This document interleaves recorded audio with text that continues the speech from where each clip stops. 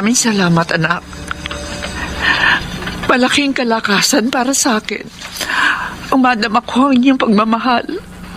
Kahit sa pamamagitan lamang ng inyong pagtawag.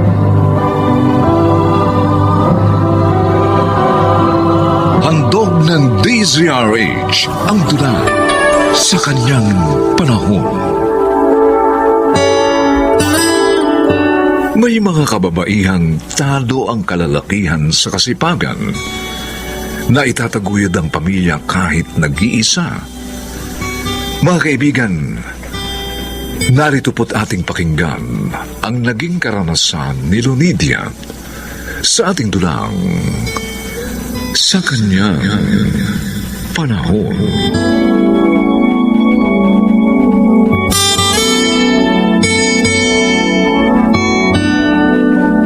Ronald, Cecil, nagustuhan niyo ba yung pasalubong ko?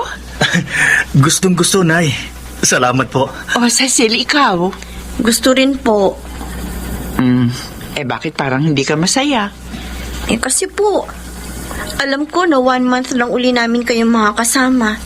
Babalik na naman kayo sa trabaho niyo sa Hong Kong. Anak naman, hanggang ngayon ba? Hindi ka pa nasasanay? Ewan ko po dyan kay Cecil, Nay. Sobrang madrama. Kadramahan bang ganito? Gusto ko lang naman makasama natin lagi si Inay. May trabaho nga dun si Inay. Tapos ka na naman sa course mo Ako naman graduating na. May mga naipundar na rin kabuhayan si Inay. Ano pa bang dapat niyang pagsikapan? Cecil, anak. Gusto ko kasi habang malakas pa ako, magtrabaho ng gusto. Para sa ganon, maging stable ang kabuhayan natin. Baala na nga kayo kung yan ang gusto niyo. Cecil! Anak! Cecil, mabalik ka rito! Anak!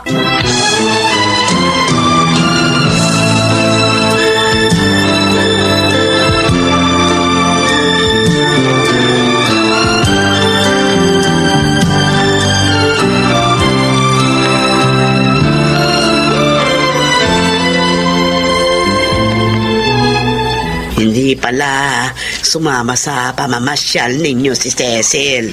Ay, opo, Inay.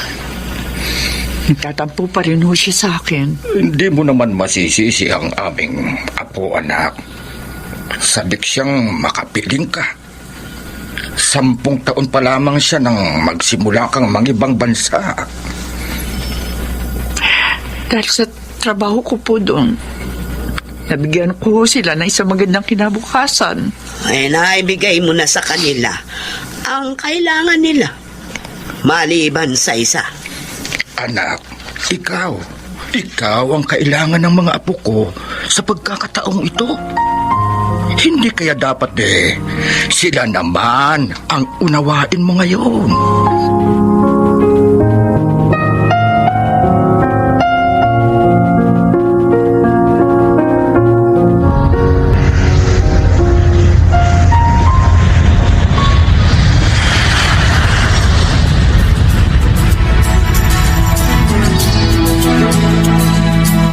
Sobra ka namang magdamdam, Cecil. Hindi ka sumama sa amin sa paghatid kay Inay sa airport? Bakit ka ba ganyan, kuya? Bakit parang hindi mo ako nauunawaan? Nauunawaan kita. Kung totoo yan, bakit hindi mo malaki ng binsi si Inay na wag na tayong iwan? Dahil naisip ko, malulungkot si Inay pag narito siya. Maaalala niya ang kabiguan niya kay Itay. Kaya kahit nasasapit din ako makasama natin siya, inuunawa ko na lang siya. Hindi mo ba pwedeng gawin yun? Para sa kanya?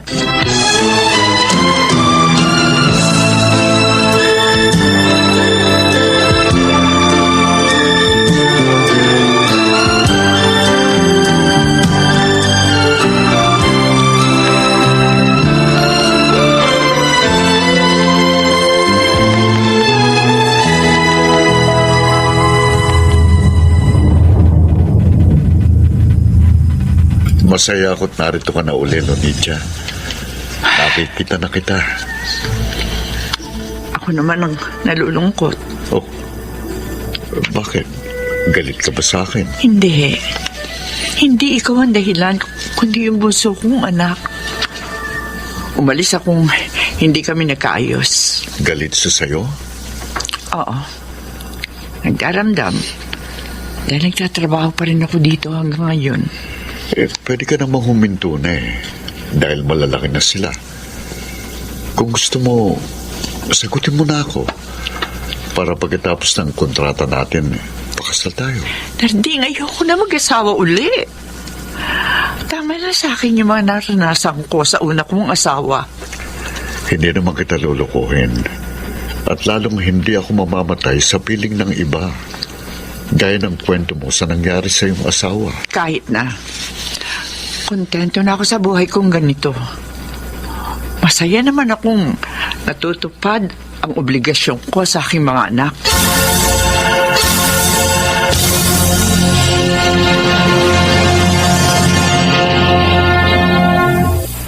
Ano? Ronald, dito ka sa bahay magtatrabaho? Opo, Lola Mitring.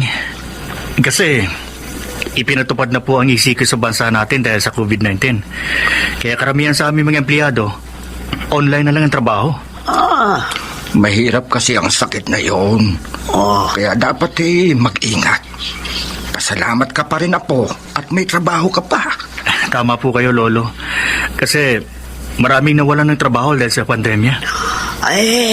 ang inaalala ko ngayon, Ronald, Enteng, si Lunidia. Ay, oo nga pala. Apektado na rin ng pandemic ang bansang kinaroroonan niya. Sana naman siyang magkasakit na ganoon.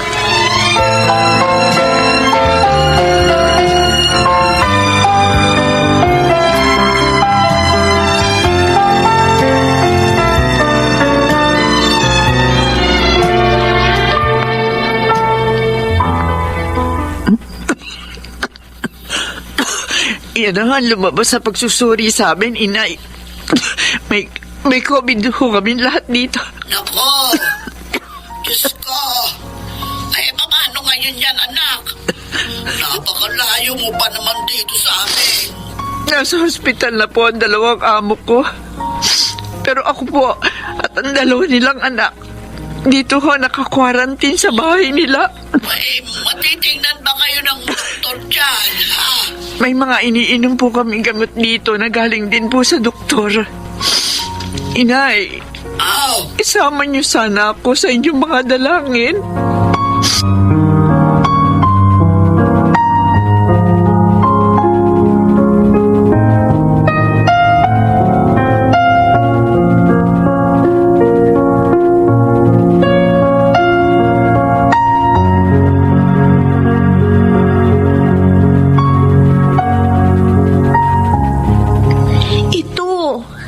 Ito ang isa sa ayaw kong mangyari. Yung magkasakit si inay ng malayo sa atin. Kasi nga may edad na rin siya. Humihina na. O ngayon may COVID sila ng mga amo niya. Paano natin siya matutulungan? Cecil, Mahal na mahal ko si inay, kuya. At ayaw ko siya mawala sa atin. Kaya lang ayaw niya makinig. Umalis pa rin siya. sa bahay lang siya nagpapagaling kasama ng mga anak ng amo niya. Makakatulong siguro para lumakas ang loob ni inay kung tatawagan natin siya.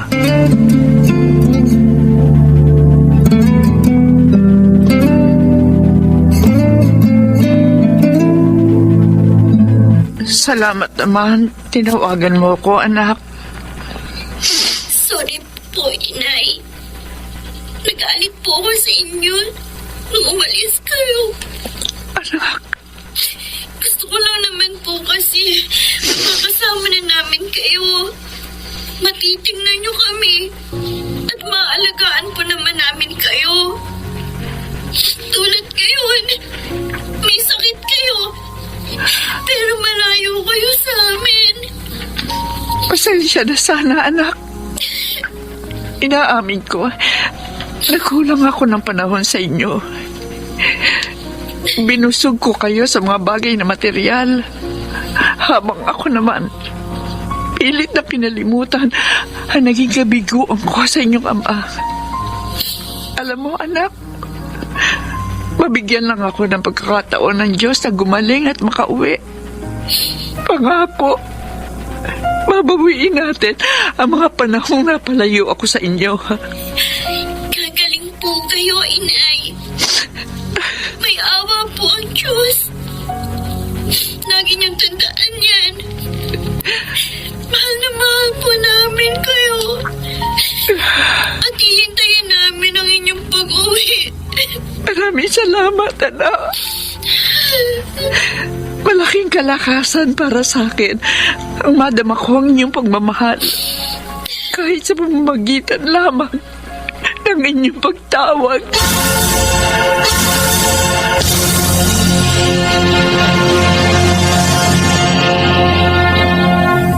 Sa awa ng Diyos, magaling na tayong lahat sa COVID-19. Oo nga. At ikaw, uuwi ka na pala sa Pilipinas, Lunita. Oo, Narding. Nalaman ko kasi sa balita na maaari nang umuwi sa bansa natin. Tayo mga OFW na ibig nang umuwi. Kaya hindi ko nasasayangin ang pagkakataong ito. Una pa lang natapos ang kontrata mo kaysa sa akin. Matatapos din naman ang contract mo eh. Makikita mo na rin ang mga magulang mo at kapatid.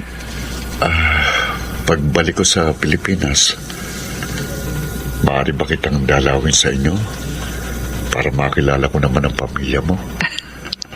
Eh, kung pakikipag-iibigan man pagdala mo, di. Okay, sige. Lunita naman. Narding, gusto kong gugulin sa aking mga anak ang mga natitira ko pang panahon dito sa mundo. Gusto kong bumawi sa kanila sa mga pagkukulang ko. Ayoko na maulit ang mga pangyayaring katulad nito. Na magkasakit ang isa sa amin at magkakalayo kami.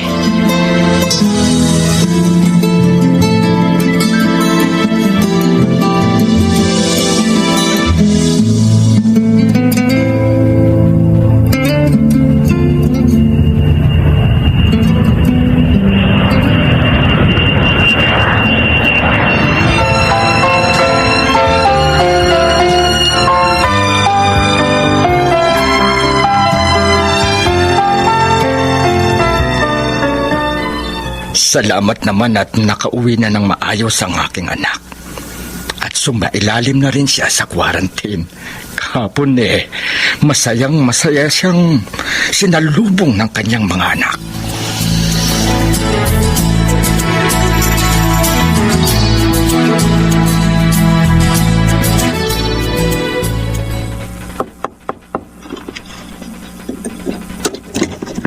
Nay? Bakit narito kayo magkapatid sa silid ko? Ako po, Nay. Gusto ko sana tumabi sa inyo. Pwede po ba? Ay, ang bunso ko. Buhat nga pala na mag-abroad ako. Hindi na kita nakatabi sa pagtulog. O siya, sige. Dito ka. Uy! Para kang bata! Kunwari ka pa dyan. Eh, gusto mo rin naman makatabi si inay eh. Oh. Naiya ko lang kasi laki-laki mo na. Tulog. Huwag ka na mahiya, Ronald. O, sige na, sige na. Magtabi-tabi tayong tatlo. Tulad ba ng mga bata pa kayo? Talaga po, inay? Okay lang po. Oo, sabi eh. Pero bago tayo matulog, magpasalamat tayo sa Diyos. Dahil ngayon, hindi na tayo magkakahiwalay pa, mga anak.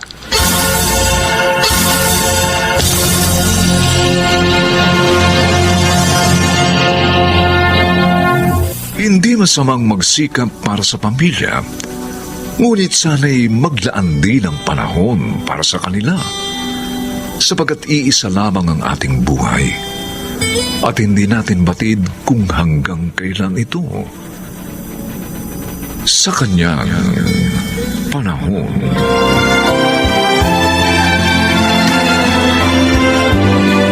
Mga nagsiganap: Susan Robles, Rosana Villegas, Jerry Mutia, Maynard Landicho Jr., Chiquit del Carmen Amor, at Phil Cruz. Special sound effects, Jerry Mutia. Technical supervision, Eric Lucero at Bong Muyar. Musical scoring, Buboy Salong. Ang kasaysayang ito'y mula sa panulat ni Telma Corporal Alcantara. At sa pinagsamang direksyon ng inyong lingkod June Martin Legaspi at Bobby Cruz. Sa kanyang panahon.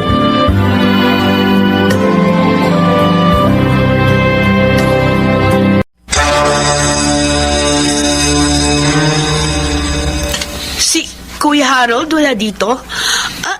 Hindi ko siya kasama. Sinungaling! Daddy, bakit niyo ako sinampal? Talaga namang hindi ko siya kasama.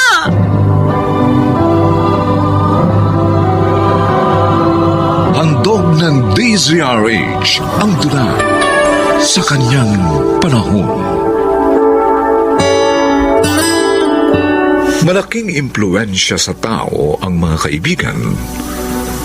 May mga napapahamak dahil sa maling pagpili nito. Mga kaibigan, narito ang naging karanasan ni Menchie sa ating dulang sa kanyang panahon.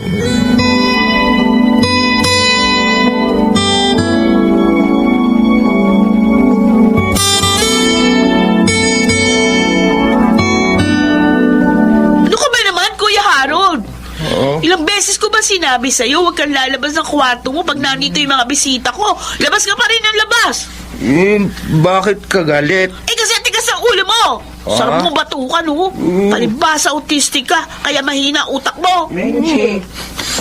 Bakit ba sinisigawan mo ang kuya mo? Mami, galit Menchie, Paano naman, mami, ang autistic na yan? Lumabas na naman doon sa lungga niya, may bisita ako. Nagkalat pa. Napahiya tuloy ako doon sa mga kaibigan ko. Huwag mo nga tinatawag ng gano'n ng kuya mo. May pangalan si Harold. Sumusobra na ang paglapastangan mo sa kanya. Sige! Ampihan nyo na naman ang autistic na yan. Galit naman siya. Lagi na lang siyang mahalaga sa inyo. Lagi na lang siya. Menchie, kailan mo ba matatanggap na may kapansanan ng kapatid mo? At ang kailangan niya ay ang pagmamahal at pangunawa mo. Ay, kaya na lang gumawa ng payo sa kanya. Dahil ako, kahit kailan, hindi ko siya pwedeng mahalin at unawain. Hindi!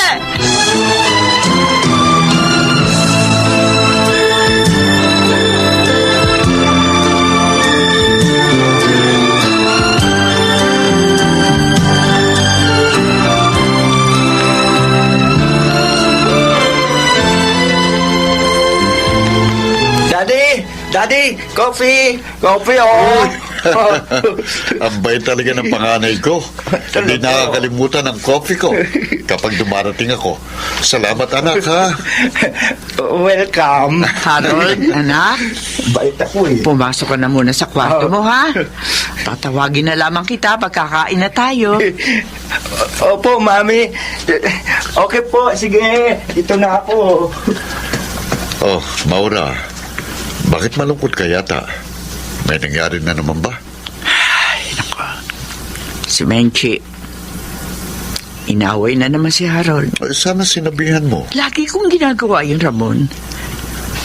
Pero ang hirap hindi makaunawa ang ating anak. Hayaan mo. Kakausapin ko siya at pagpapaliwanagan. Hindi tayo dapat magsawa sa pagpapaunawa sa kanya sa katayuan ni Harold.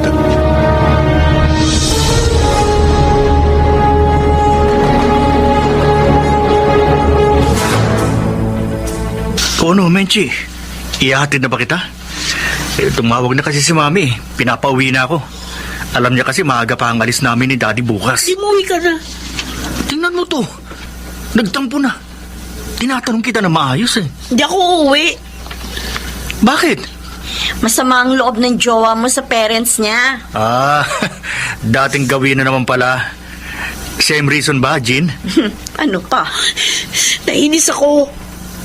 Feeling ko wala akong kakampi sa bahay. Lahat sila kay Kuya Harold nakakampi. Doon sa kuya kong autistic. Mali naman kasi yung parents mo eh. Alam mo, dapat binibigyan ka rin nila ng importansya. Tama. At hindi yung puro si Harold na lang. Naisip ko nga eh.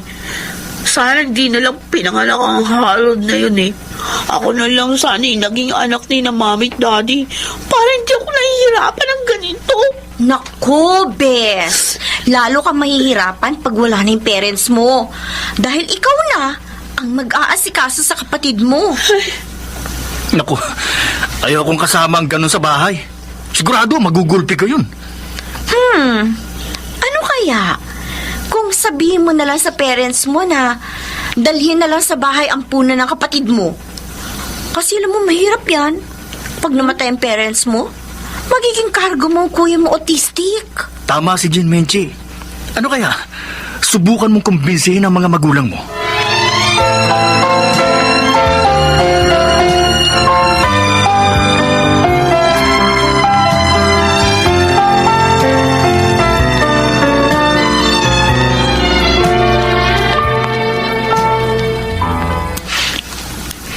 Kanina ka pa narito sa terrace, Benchi. Malalim na ang gabi, ah. May gumugulo ba sa isip mo? Lagi naman po magulong isip ko. Dahil kay Kuya Harold. Benchi, wala naman siya masamang ginagawa sa'yo. Nainis ako sa kanya, Mami. Para sa akin, kahihiyan natin siya. Hindi totoo yan. Ikaw lang ang nag-iisip ng ganyan, anak. Maraming katulad niya. Nabubuhay na maayos, nakatutulong sa pamilya kahit sa maliit na paraan. Ano may tutulong niya? Wala nga siyang isip. Isa siyang pabigat. Tama na. Dapat sa kanya, dalhin niyo na lang sa bahay ang punan. Hindi namin gagawin yon. O, paano pag wala kayo? Pag nawala na kayo, sa akin niyo papakargo? Ha? No way. No way, Mami. Hindi ako papayag.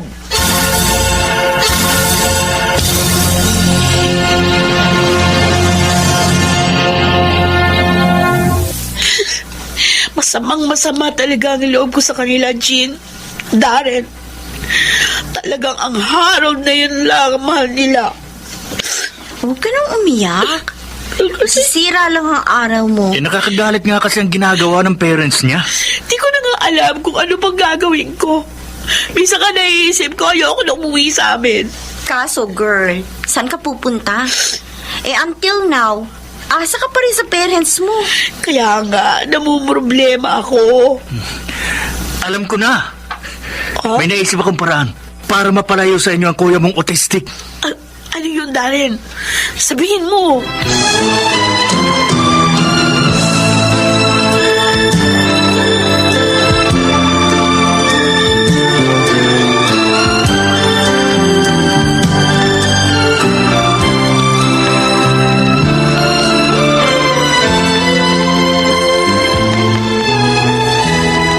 Wala si na mami at daddy.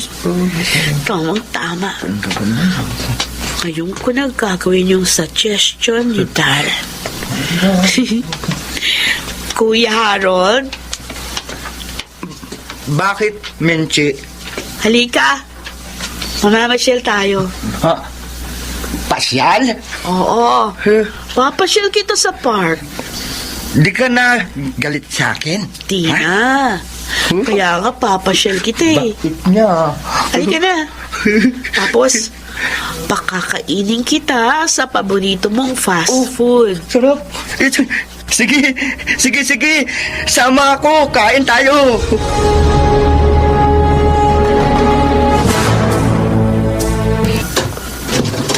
Benji, bakit ngayon ka lang? Daddy? Mami? Nandito na pala kayo. Sabi niyo bukas pa kayo uuwi. Umuwi kami dahil nag-aalala kami sa inyo ni Harold. Saan mo siya dinala? Bakit hindi mo siya kasama? Si Kuya Harold wala dito? Hindi ko siya kasama. Sinungaling! Bakit niyo ako sinambal? Talaga namang hindi ko siya kasama eh. Huwag ka nang magsinungaling! May nakakita sa inyo lumabas ang bahay! Ngayon sabihin mo, saan mo dinala ang aming anak? Talagang mahal na mahal niyo ang autistic na yon. Kung magsalita kayo, parang hindi niyo ako anak. Siguro nga panahon na para malaman mong buong katotohanan. Ramon, Kaya mo ako, Maura. Kailangan malaman ng babaeng ito ang katotohanan para hindi niya inaapi ang ating anak. Ano ba talaga ang gusto niyo sabihin? Ampun ka lang namin, Menchi. Mahigit 1 taong ka lang nang kunin ka namin sa bahay ampunan. Hindi. Hindi totoo yan. Hindi Yan ang totoo, Menchi. Si Harold, siya ang tunay naming anak. Inampung ka namin upang magkaroon ng kapatid si Harold. Mami. O ngayon, saan mo dinalang anak namin? Sabihin mo! Kung ayaw mong pagsisihan kung inampun ka pa namin.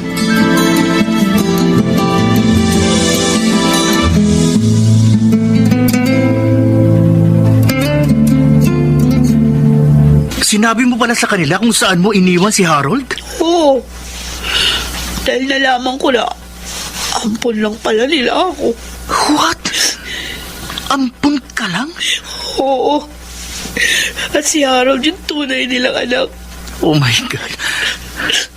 Darren, ayoko na umuwi doon. Tanan mo na lang ako. Pero, Menchi, sigurado, tututol sa'yo ang parents ko kapag nalaman nilang ampun ka lang.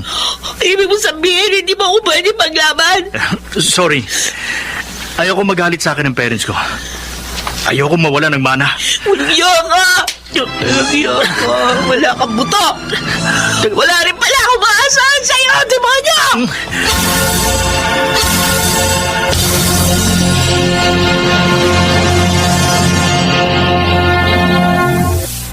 Oh my God! Ampun ka lang? Oo, Jean. Si Harold ang tunay na anak. At dahil sa katotohanan nilaman ko, iniiwan ako ng walang iya akong boyfriend. Talagang hindi nga kayo bagay ni Darren. Kasi siya, talagang rich. Like me. Pero ikaw, fake. Jean, I'm sorry, Menchi, ha? Ayoko rin kasi makipag-friend sa isang ampun lang. Find ka na lang ng ka-level mo.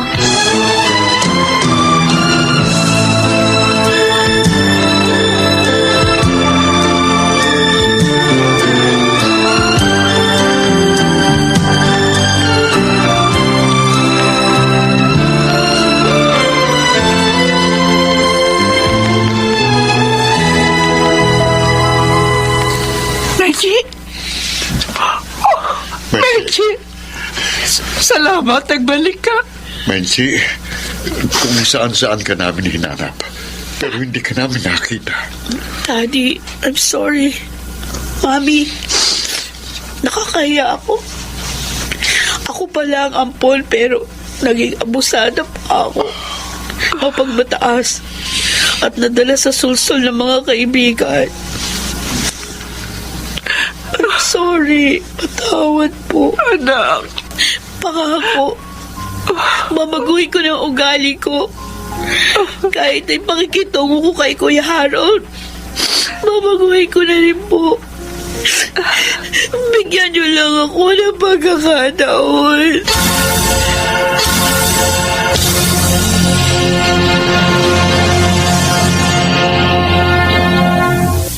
Mapalad ang nilalang na may mabuting ugali. Buhay niya'y magiging payapa at siya'y magiging maligaya sa kanyang panahon.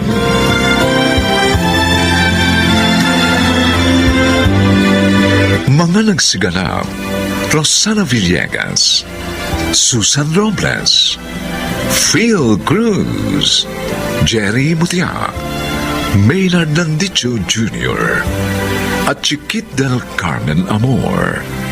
Special sound effects, Jerry Mutia. Technical supervision, Eric Lucero at Bong Muyar. Musical scoring, Buboy Sanog. Ang kasaysayang ito'y mula sa panulat ni Telma Corporal Alcantara. At sa pinagsamang direksyon ng inyong lingkod, June Martin Legaspi at Bobby Cruz. Sa kanyang panahon.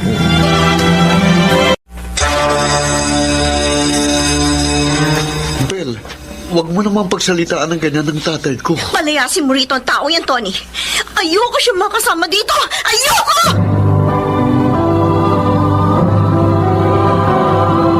Handog ng DZRH ang tula sa kanyang panahon. Kung minsan ang mapait na nakaraan ay nagiging hadlang sa magandang kasalukuyan. Mga kaibigan, ganito ang naging karanasan ni Belle sa ating dulang sa kanyang panahon.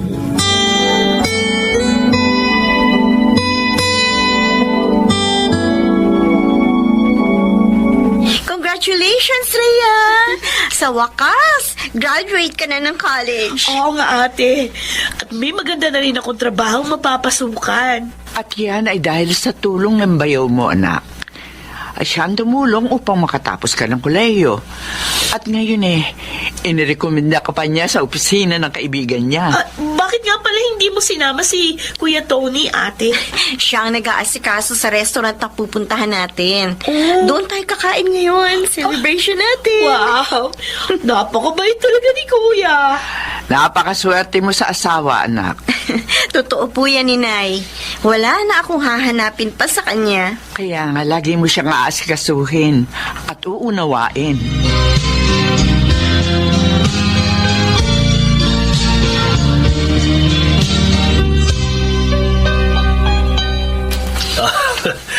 Mabuti at nakasama ka dito kay Tony, Roel.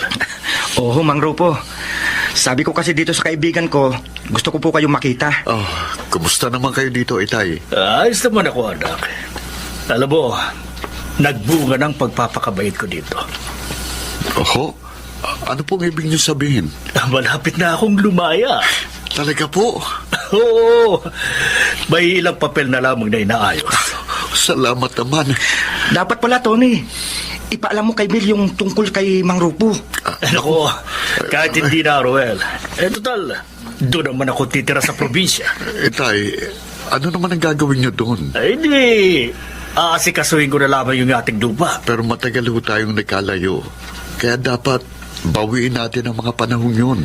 Ay, gusto ko rin sana, anak. Kaya lang, baka magka-problema pa kayo ng iyong asawa dahil sa akin. Mabait ho si Belle. Naniniwala ako na matatanggap niya kayo. Basta, ako pong bahala.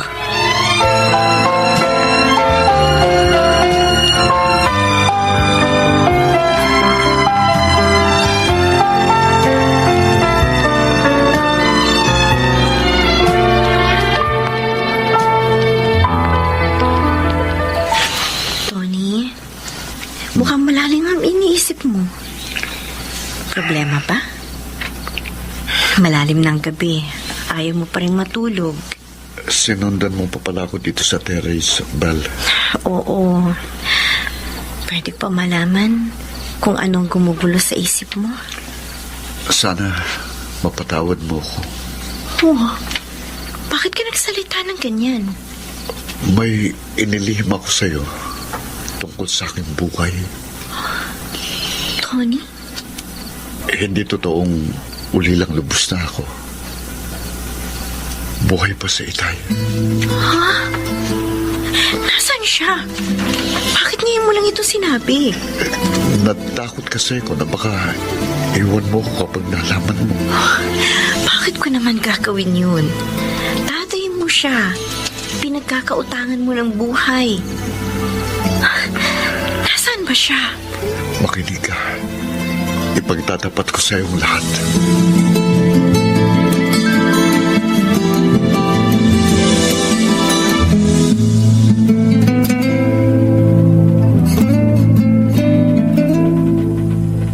Bilanggo pa lang tatay ni Kuya Tony?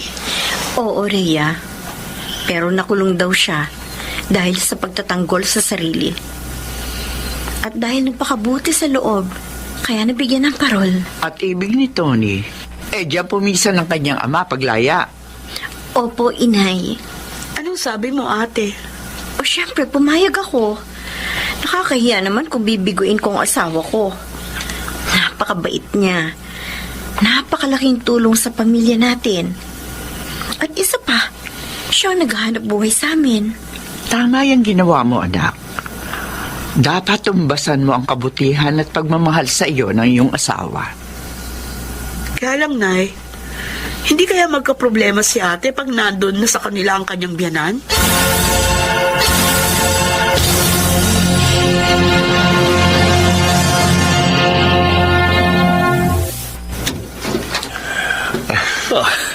Ang ganda pala ng bahay mo, anak. Ali kayo, tay. Pasok kayo. Maupo ho kayo. Ay, salamat. Alam niyo mo, tay, hindi po winaldas ng inyong kapatid ang kabuhayang iniwan ninyo. Ibinigay niya sa akin yun nung makatapos na ako ng college at napalago ko naman. Alam mo, anak, napakasaya ko. Nagtakumpay ka kahit malayo ako sa'yo. Teka, nasaan nga palang manugang ko? Nasa kusina po. Malamang busy pa rin sa paghahanda ng mga pagkain. Teka, tatawagin ko. Bel, mahal, narito na kami. Halika muna dito sa sala. Dumating na pala kayo, Tony. Oo. Kasama ko na si Itay. Itay si Bel, ang manugang niyo. Hindi. Kayo? Bel? Kilala mo ako? Hindi ako maaaring magkamali. Ang balat niyo sa mukha. Kayo nga. Kayo yun! Bel, bakit ka umiyak? Ang tatay mo, Tony. Siya! Siya ang pumatay sa tatay ko! Ano? Ikaw ang anak ni Pekto? Ako nga! Bel, At kahit bata pa ako noon, hindi ko makakalimutan yung mukha ninyo! Habang nililitis kayo! At nalulungkot ako dahil nakalaya pa kayo! Bel, huwag mong pagsalita ng ganyan ng tatay ko. Palayasin mo rito ang taong yan, Tony! Ayoko siya makasama rito! Ayoko!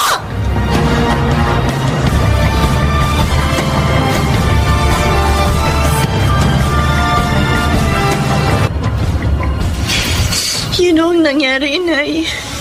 Kaya umalis ako ng bahay. Balai ko na pala ngayon ang pumatay kay Pekto. Galit na galito ako. Iniisip ko kung bakit siya pa ang naging tatay ni Tony. Huwag, anak. Huwag mong sabihin yan. Inay! Bakit? Hindi ba kayo galit sa taong yun? Pinatay niya si Itay, kaya tayo naghihirap. Hindi ko alam kung dapat ba akong magalit sa kanya. Hindi ko kayo maintindihan. Makinig ka, anak.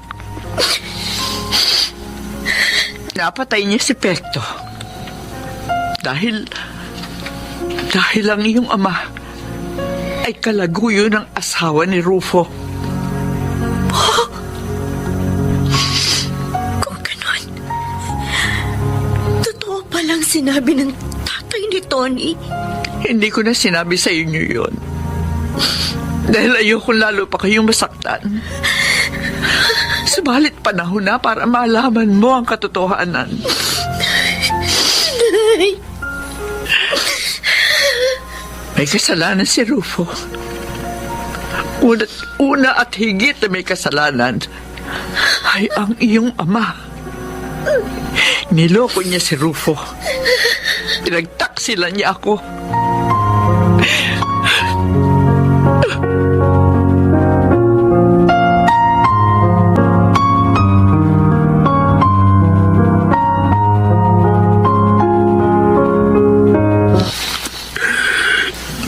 Nalulungkot ako, anak.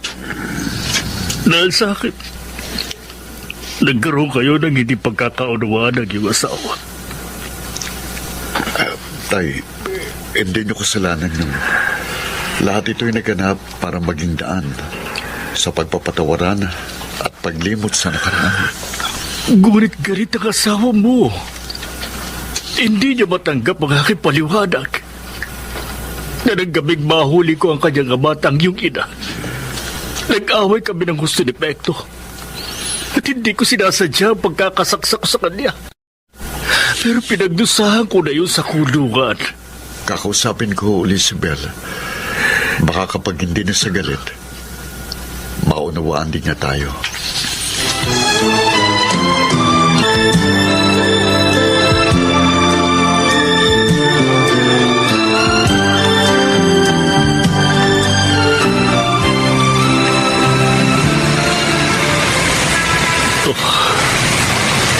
Panawarin mo ako, anak. Pero kailangan kong lumayo. Kahit ayaw kong masira ang pamilya mo dahil sa akin. Kung alam ko lang na mangyayari ito sa...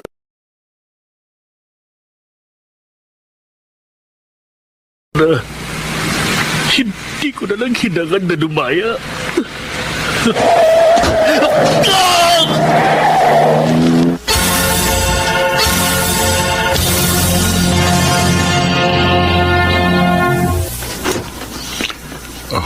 Nagbalik ka pala. Nakapang-alis ka. Saan ka pupunta? Sa ospital. Pupuntahan ko si Tay doon. Umalis siya rito nang hindi ko alam. Dahil ayaw niyong magkahiwalay tayo. At yun ang dahilan. Kaya sinasagasaan. Huh? Ano? Sinisisi mong tatay ko sa pagkawala ng tatay mo at sa paghihirap niyo. Pero unang nagkasalang tatay mo sa kanya. At ang masaksak siya ni Itay, nagpakamatay naman si Inay sa tindi ng kahihiyan. Diyos ko. Sana maisip mo na marahil kaya niloob ng Diyos na magmahalan tayo para kalimutan mo ng galit sa puso mo. Sige, aalis na ako. Pupuntahan ko si Itay kahit maggalit ka pa.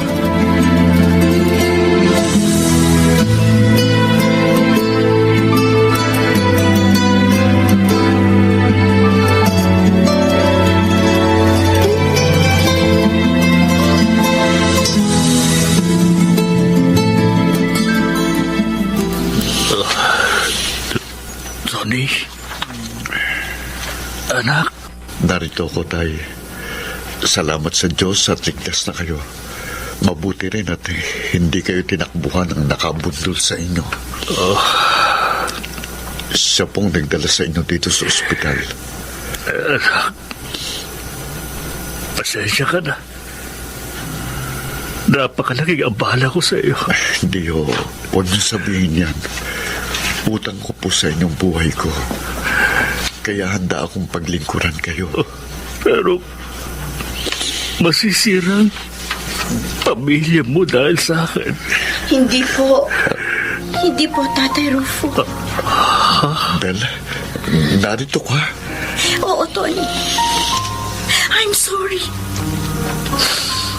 Maliwanag na sa akin ang lahat. Ngayon, handa na akong kalimutan ang galit sa puso ko.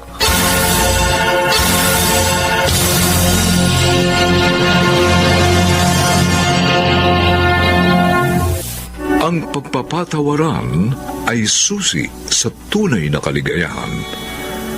Kaya sana'y ito'y gawin ng mga nilalang sa kanyang panahon.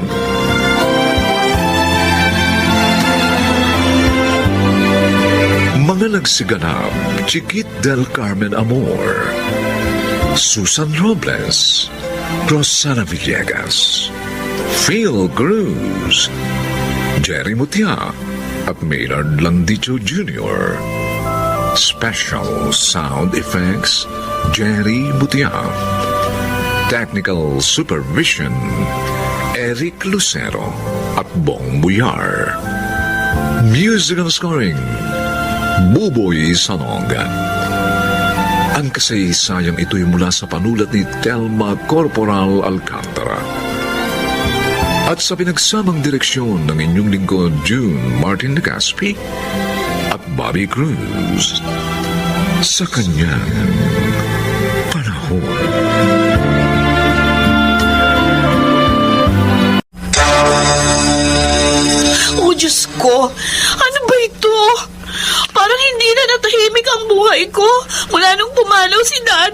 Pasensya ka na. Hindi ko gustong ginagawa ng aking asawa. At sinabi ko ito sa'yo para makapag-ingat ka.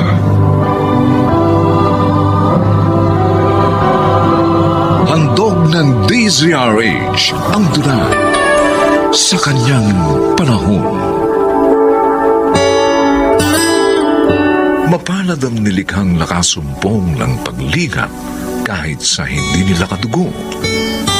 Nadarama nila ang tamis ng mabuhay. Subalit ang lahat ay may hangganan. Mga kaibigan, narito po ang naging karanasan ni Cheryl sa ating dunang sa kanyang panahon.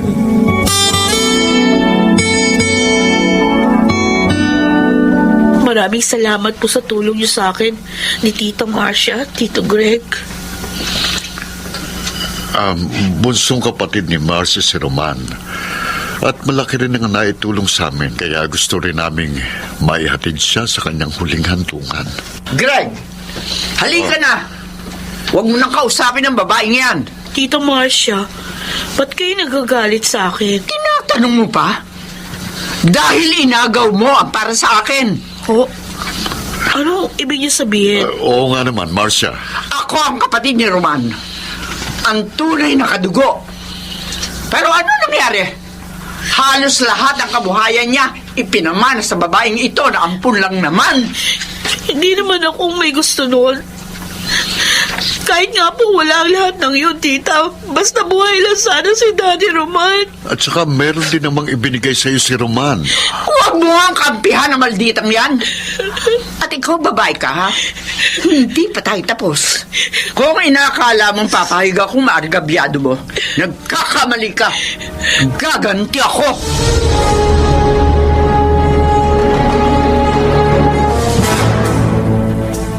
Baka naman nasabi niya lang yun dahil masama ang loob niya sa pagpanaw ng kapatid niya. Sana nga ganun, Daisy.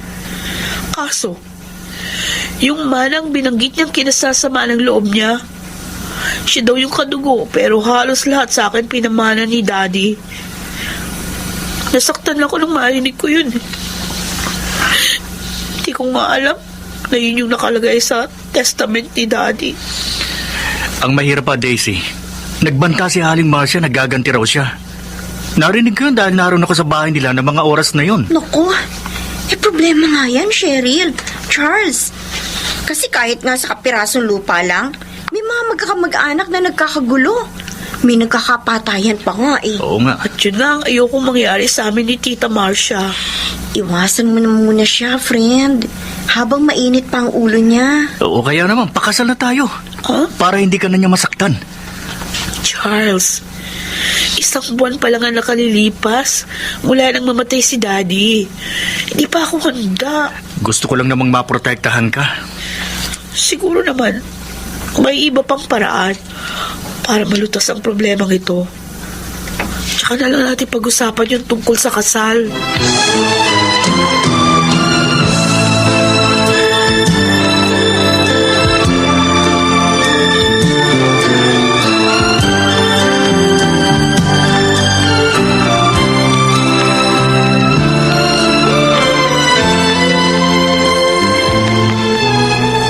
Ito ang larawan niya. Nakasulat dito sa likod ng larawan kung saan mo siya matatagpuan. Maganda pala siya, Aling Marcia. Wala akong pakialam. Basta ang gusto ko, mawala siya sa landas ko. Areglado, walang problema. Pero, mahal akong sumingil. At kalahati ang gusto kong down payment. Walang problema, Dodong. Ayan. Ito ang pera. Uy, mukhang alam mo na ang presyo ko ah. Tama ang down payment na ibinigay mo sa akin. Naipagtanong ko na yan. Kaya pagpunta ko rito, tamang halaga ang dala ko. Very good. Ganyan ang gusto kong kausap. Wala nang atrasan to ah. At magsisimula na ako magtrabaho. Talagang hindi ako aatras. Pero dapat, hindi ako sasabit sa gagawin mo.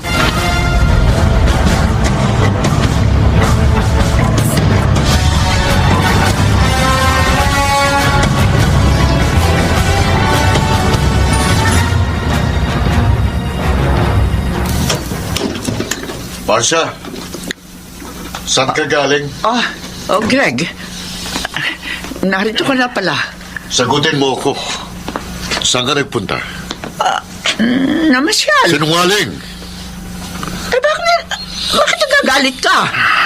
Totoo naman yung sinasabi ko. Nakita kong pag-alis mo dito.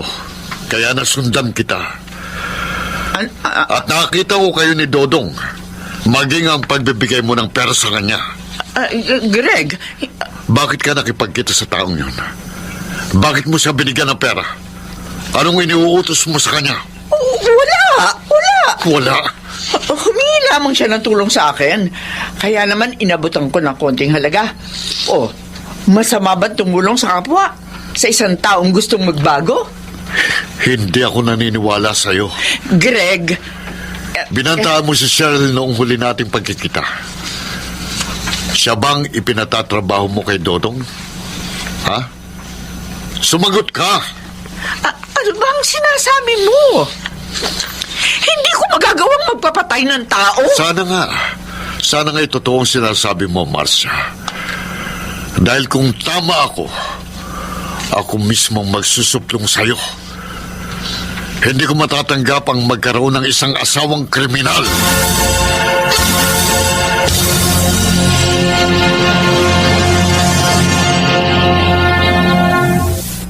Tito Greg, hindi ako makapaniwala sa sinabi niyo. Dahil lang sa mana, magagawa ni tita yun. Nalungkot ako. At hindi rin makapaniwala sa aking nalaman, Cheryl. Inamin niya. Hindi. Pero malakas ang kutob ko. Ikaw ang gusto niyang ipapatay.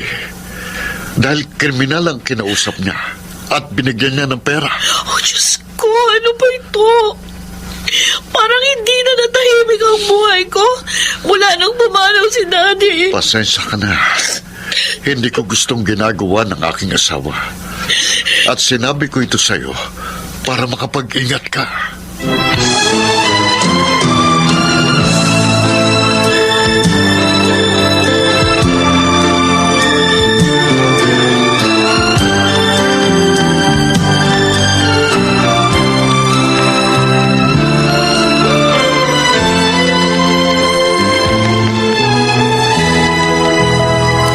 Salamat at pumayag kang lumipat dito kina Daisy.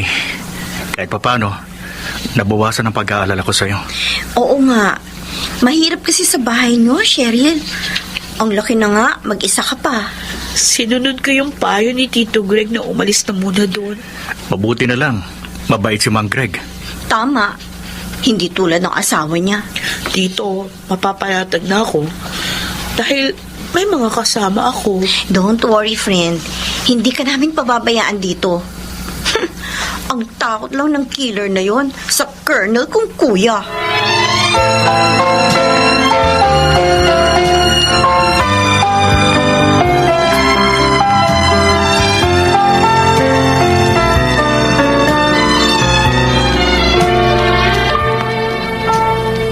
Oo. Saan ka na naman pupunta, Marcia? Bakit ba lagi mo na lamang binabantayan ang paglabas ko? Dahil masama ang hinala ko sa ginagawa mo. Wala akong ginagawang masama. Ang kulit mo eh. Kung ganon, bakit ka nakipagkita kay Dodong? At bakit narinig ko kagabi, nakausap mo siya? Nagkamali ka lamang ng dinig. Anong nagkamali? Iba ang kausap ko. At saka sinagot na kita tungkol sa pagkikita namin ni Dodong. Pero ayaw mong maniwala. Ito ang gusto kong tandaan mo, Marcia. Kapag nalaman kong may ipapapatay ka, hihiwalayan kita.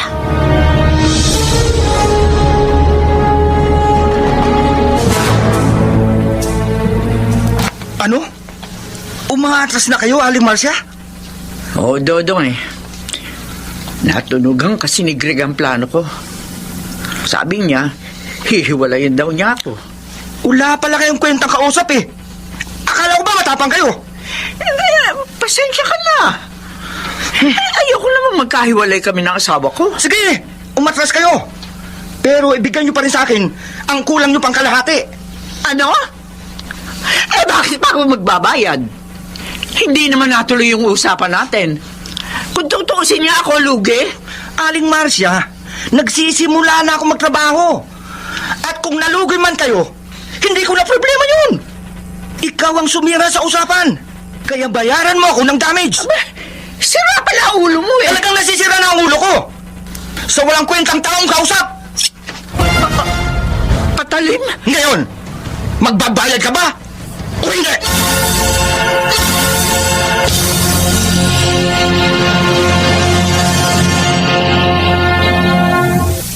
Ano? Ibibigay mo kay Aling Marcia ang mana mo? Yan ang balak ko, Daisy.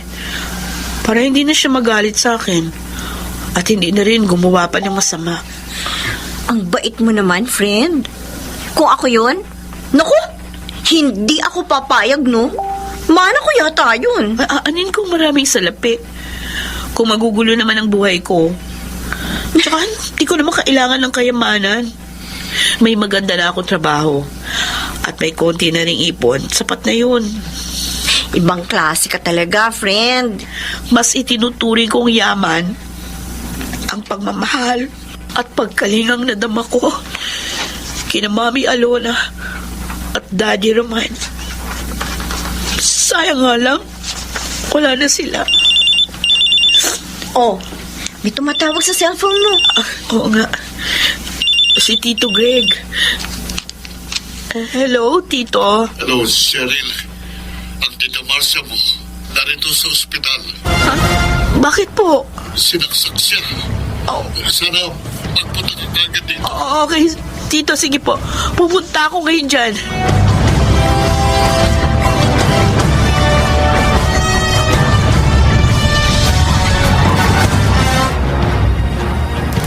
Tita Marcia?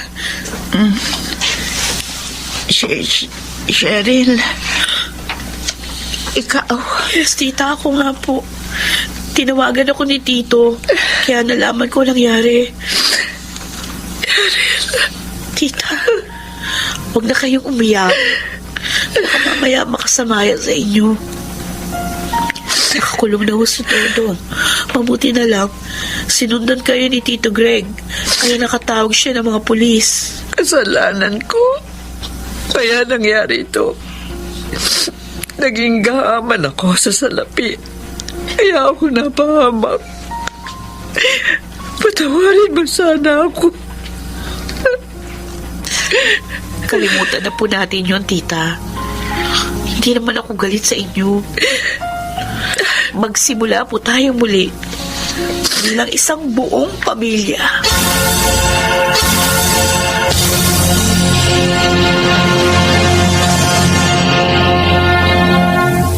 Salapi ang ugat ng kasamaan, kaya marapat na huwag itong hayaan upang huwag mapahamak ang isang nilalang sa kanyang panahon.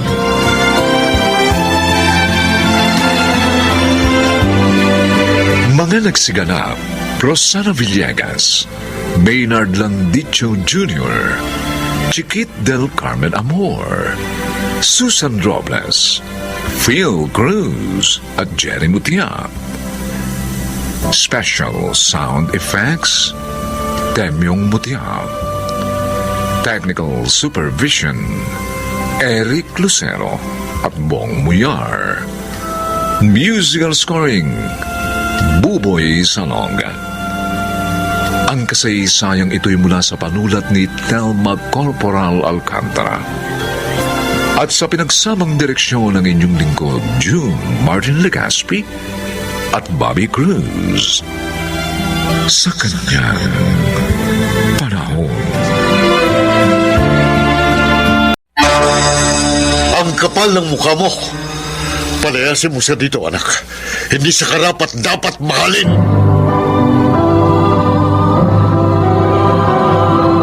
Handog ng DZRH ang tula sa kanyang panahon. Hangad ng magulang na mabigyan ng magandang kinabukasan ng mga anak. Ngunit may pagkakataong dahil sa hirap ng buhay, ang kaangyaang hanap ng anak ay hindi maibigay. Ito ang naging karanasan ni Claire sa ating dulang sa kanyang panahon.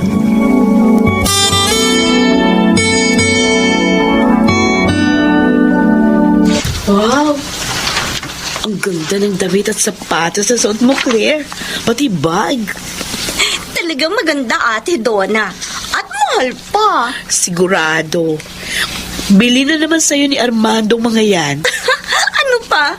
Hindi ko naman mabibili mga ito Sa kita ko lang sa pabrika. Oh, tingnan mo itong relo, Bigay niya rin to. At expensive din. Sana naman tigilan mo na yung pagsasamantala doon sa mga nagiging nobyo mo. Pabili ka ng pabili ng kung ano-ano sa kanila. Tapos iniiwan mo rin naman sila. Nakakasakit ka din ng damdamin. Ay, hindi totoo yan, ate, ha? Napapasaya ko nga sila Ano? Dahil sa mga nangyayari sa amin. Ano? Ibig mong sabihin, naibigay mo ng sarili mo sa mga naging nobyo mo? Ito naman, gulat na gulat pa. Ito na ang uso ngayon. Pambihira ka. Mamaya magbuntis ka dyan sa ginagawa mo. Hindi mangyayari yon. Dahil marami ng paraan para hindi magbuntis ang babae. Kaya huwag kang mag-alala.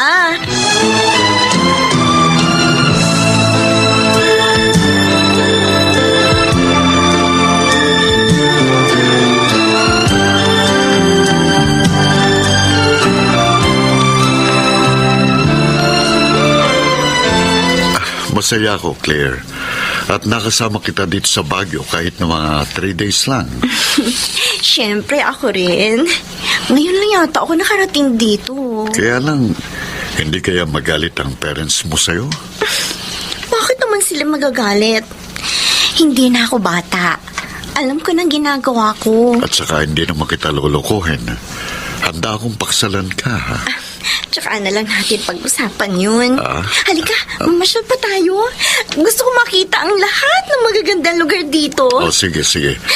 Ibili tuloy natin ang mga pasalubong ang pamilya mo. Thank you. Ang bait mo talaga. Dahil mahal na mahal kita. Huwag mo rin kalilimutan yung sinabi ko sa yung cellphone, ha?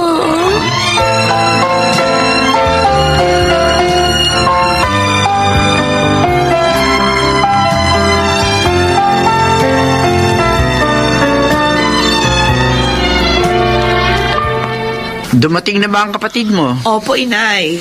Tulog na nga. Napagod doon sa haba ng biyahe mula Baguio. May mga pasalubong nga pala siya. Hindi naman kami interesado doon. Ang ibig namin ng tatay nyo, itigil niya ang masama niyang ginagawa. Ay nako, ilang beses ko na nga pinagsabihan pero ang tigas ng ulo, ayaw makinig. Hindi naman kasi sa marunong makontento sa kinikita niya sa trabaho niya. Kaya ginagamit niya yung sarili niya upang matikman ang layaw. Nag-aalala na nga po ako.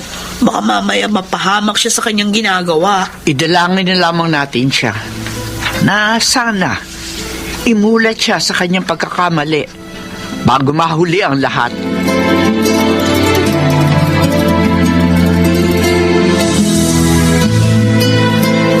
Naku, ang dami naman tao rito. Saan pa kaya may bakanting table? Ayoko naman mag-lunch sa ibang restaurant. Mas masarap kasi ang pagkain dito Excuse me? Naghahanap ka ba ng mauupuan? Oo.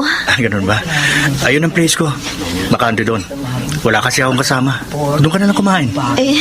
Ano kasi? Huwag ka mag-alala. Hindi ako masamang tao. Gusto lang kitang tulungan kaya nilapitan kita. Ako nga pala si Walter. Ikaw, anong pangalan mo?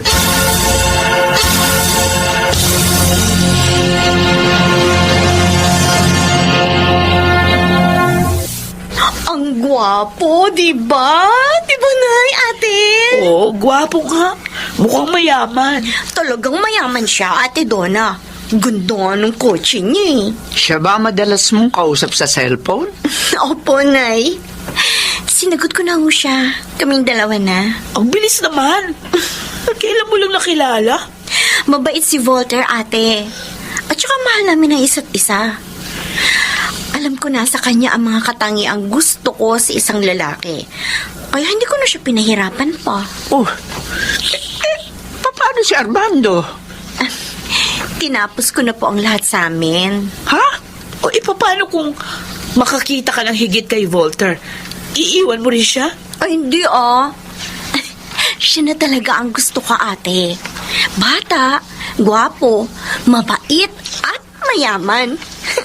Hindi na ako maghahanap pa ng iba.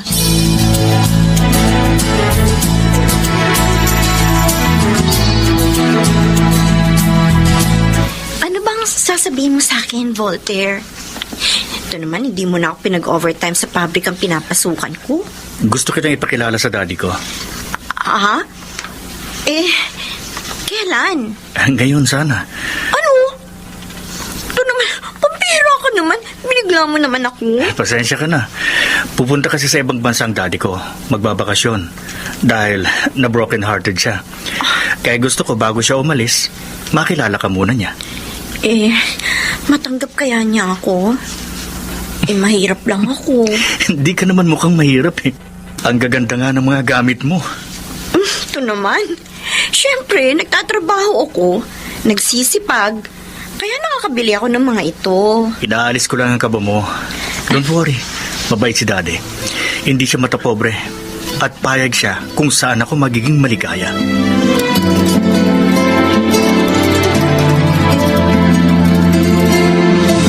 Hi, Dad. Kasama ko na po ang girlfriend ko, Hi. si Claire. Claire, daddy ko. Ikaw? Ikaw ang girlfriend ng anak ko? Armando? Teka, magkakilala kayo, daddy? Kilalang kilala ko sa Voltaire. Isa siyang masamang babae. Daddy? Siyang babaeng humuthot sa akin. Ang sumugat sa aking damdamin. Armando? Claire, totoo ba ang sinabi ng daddy ko? Totoo ba? Walter, hindi ko alam na dati mo siya. Kung ganun, totoo nga. Pero mahal kita, Voltaire. No. At tapos ng lahat sa amin ng daddy mo. Ang kapal ng mukha mo. Anak, palayasin mo siya dito. Armando, Hindi siya karapat dapat mahalin.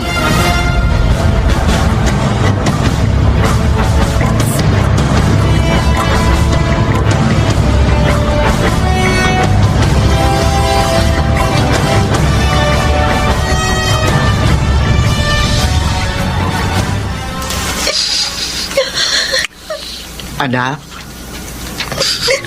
Oh, bakit ka umiiyak? At nasaan ang nobyo mo? Bakit hindi ka na inihatid? Inay. Itay. Bakit ba? Ano ba nangyari? Nag-away ba kayo? Dinala po niya ako sa kanila. Ipanakilala sa daddy niya. At hindi ka natanggap ng daddy niya? Dahil mahirap tayo. Hindi po ako natanggap. Dahil ang daddy niya, si Armando pala. Ano? Galit na galit po silang mag-ama sa akin. Ito na nga ba ang sinasabi namin? Na baka dahil sa banli mong ginagawa, masaktan ka, mapahamak. At nangyari na nga. Hindi ka kasi marunong makontento sa buhay na mayroon ka. Ano po ang gagawin ko, Nay? Tay, mahal na mahal ko po si Voltaire. Anak, ihanda mo na lamang ang iyong sarili at tatagan mo ang sarili mo sa anumang mangyayari. Hindi mo siya masisisi na kalimutan ka. Dahil sa ginawa mo sa kanyang ama.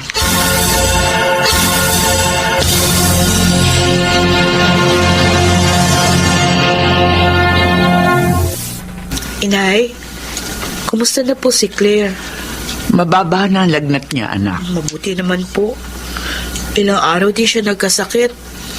Dinamdam niya ng labis ang paglayo sa kanya ni Voltaire. Hindi na siya tinawagan. Dapat din po maunawaan natin siya. Hindi talaga madaling tanggapin ang pangyayaring yun kina Claire at sa kanyang daddy. Sana maging aral na ito sa iyong kapatid.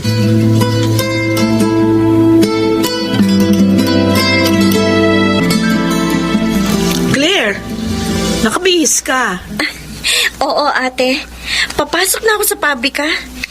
Ilang linggo rin akong absent dun eh. Ayoko matanggal ako. Salamat naman. At mukhang maliwanag ng isip mo.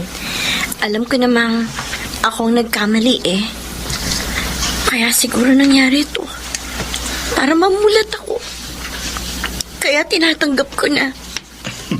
Anak, natutuwa kami sa narinig namin. Ang pagbabago mo talaga ang aming hangad. Patawarin niyo po ako, Inay. Itay. Sa hindi pagsunod sa mga pangaral ninyo. Dapat nagsikap na lang ako. Hindi ko sana sinapit ito. Malilimot mo rin ang iyong kabiguan, anak. Makakatagpo ka rin ng lalaking para sa iyo. Hingin mo lamang yun sa Diyos at makikita mo. Ibibigay niya yun sa tamang panahon.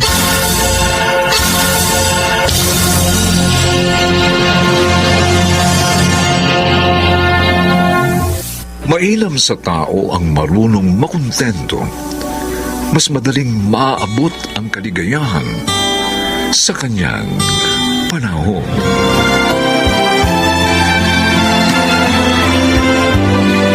Mga nagsiganap, Chiquit del Carmen Amor, Susan Robles, Jerry Mutia, Rosana Villegas, Maynard Landicho Jr., at Phil Cruz. Special sound effects, Jerry Mutia. Technical supervision, Eric Lucero at Bong Muyar. Musical scoring, Buboy Sanog. Ang kasaysayang ito'y mula sa panulat ni Telma Corporal Alcantara at sa pinagsamang direksyon ng inyong lingkod June Martin Legaspi at Bobby Cruz sa kanyang panahon.